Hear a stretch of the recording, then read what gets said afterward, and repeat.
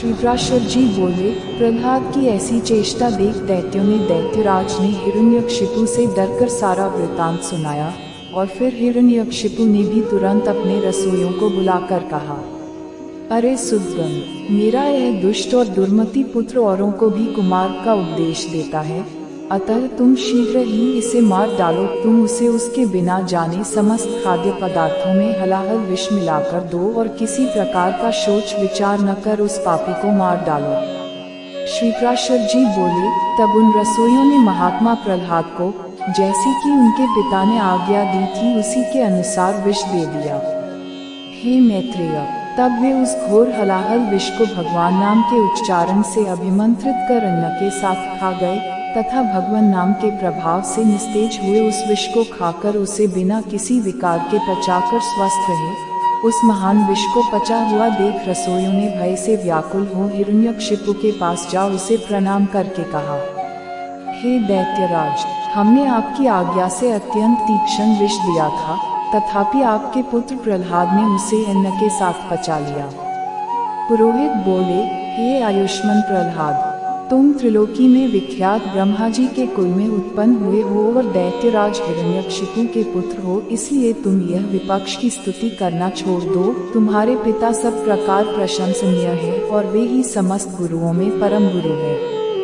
प्रहलाद जी बोले, हे महाभागगण, यह ठीक ही है, इस संपूर्ण त्रिलोकी में भगवान मरीचि का यह महान कुल अवश्य ही प्रशंसनीय है, इसमें कोई कुछ भी अन्यथा नहीं कह सकता, और मेरे पिताजी भी संपूर्ण जगत में बहुत बड़े पराक्रमी है, यह भी मैं जानता हूँ, किंतु आपने जो यह कहा कि तुझे अनंत से क्या प्रयोजन है, सो ऐसी बात को भला कौन न्यायोचित कह सकता है।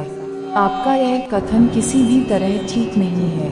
हे द्विजगण, जिनसे अर्थ, धर्म, काम और मोक्ष ये चारों ही फल प्राप्त होते हैं, उनके लिए भी आप ऐसा क्यों कहते हैं कि अनंत से तुझे क्या प्रयोजन है और बहुत कहने से क्या लाभ। आप लोग तो मेरे गुरु हैं, उचित अनुचित सभी कुछ कह सकते हैं, और मुझे तो विचार भी बहुत ही कम है, इस विषय में अधिक क्या कहा जाए।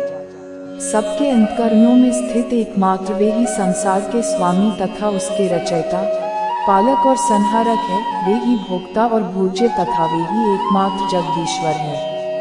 हे गुरुगण, मैंने बाल्यभाव से यदि कुछ अनुचित कहा हो तो आप क्षमा करना। पुरोहित गण बोले, अरे बालक, हमने तो यह समझकर कि तू फिर ऐसी बात न कहेगा तुझे अग्नि में जलने से बचाया है, हम यह नहीं जानते थे कि तू ऐसा बुद्धिहीन है। यदि तू हमारे कहने से अपने इस मोहमय आग्रह को नहीं छोड़ेगा तो हम तुझे नष्ट करने के लिए कृत्या उत्पन्न करेंगे। प्रहलाद जी बोले, कौन जीव किससे मारा जाता है और कौन किससे रक्षित होता है। शुभ और अशुभ आचरणों के द्वारा आत्मा स्वयं ही अपनी रक्षा और नाश करता है। कर्मों के कारण ही सब उत्पन्न होते हैं और कर्म ही उनकी शुभाशुभ गतियों के साधन है, इसलिए प्रयत्नपूर्वक शुभ कर्मों का ही आचरण करना चाहिए। श्रीप्राशर जी बोले, उनके ऐसा कहने पर उन दैत्यराज के पुरोहितों ने क्रोधित होकर अग्निशिखा के समान प्रज्वलित शरीर वाली कृत्या उत्पन्न कर दी। उस अति भयंकरी ने अपने पादाघात से पृथ्वी को कंपित करते हुए वहां प्रकट होकर बड़े क्रोध से प्रहलाद जी की छाती में त्रिशूल से प्रहार किया, किंतु उस बालक के वक्षस्थल में लगते ही वह तेजों में त्रिशूल टूटकर पृथ्वी पर गिर पड़ा और वहां गिरने से भी उसके सैकड़ों टुकड़े हो गए।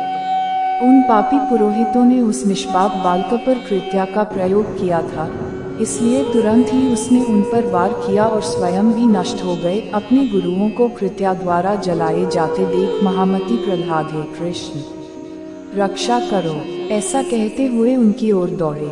हे सर्वव्यापी विश्वरूप, इन ब्राह्मणों की इस मंत्राग्नि रूप दुसह दुख से रक्षा करो। सर्वव्यापी भगवान विष्णु सभी प्राणियों में व्याप्त है, इस सत्य के प्रभाव से ये पुरोहितगण जीवित हो जाएं। यदि मैं सर्वव्यापी और अक्षय श्री विष्णु भगवान को अपने विपक्षियों में भी देखता हूँ तो ये पुरोहितगण जीवित हो जाए। जो लोग मुझे मारने के लिए आए, जिन्होंने मुझे विष दिया, जिन्होंने आग में जलाया और सर्पों से डसाया, उन सब के प्रति यदि मैं समान मित्र भाव से रहा हूँ और मेरी कभी पापबुद्धि नहीं हुई तो उस सत्य के प्रभाव से ये दैत्य पुरोहित जी उठे। श्रीप्राशर जी बोले, ऐसा कहकर उनके स्पर्श करते ही वे ब्राह्मण स्वस्थ होकर उठ बैठे और इस विन्यावनक बालक से कहने लगे, हे वत्स, तू बड़ा श्रेष्ठ है, तू दीर्घायु, बल, वीर्य संपन्न तथा धन ऐश्वर्यादि से संपन्न हो। श्रीप्राशर जी बोले, हे महामुनि, ऐसा कह पुरोहितों ने दैत्यराज हिरण्यकशिपु के पास जाकर उसे सारा समाचार ज्यों का त्यों सुना दिया। इस पुराण का अगले पार्ट आप सुनना चाहते हैं तो कृपया कमेंट करें और चैनल को सब्सक्राइब कर बेल आइकॉन को भी दबाना ना भूलें।